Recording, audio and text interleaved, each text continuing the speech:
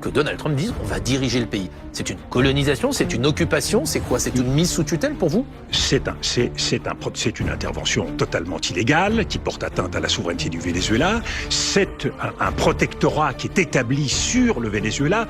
Et c'est en cela que nous devons, et c'est parfois difficile sur les plateaux, prendre la mesure de ce qui est en train de se passer.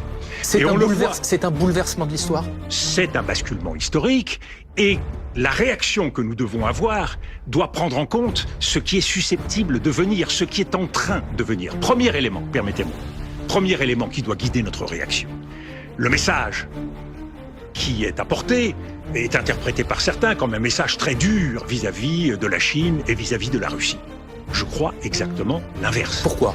Parce que c'est un message d'un empire qui se comporte de façon impériale et qui en quelque sorte dit aux autres empires, moi dans ma zone d'influence, selon les principes de la doctrine Monroe, dans l'hémisphère occidental, je fais ce que je veux, je me sers, je prends les richesses là où elles sont.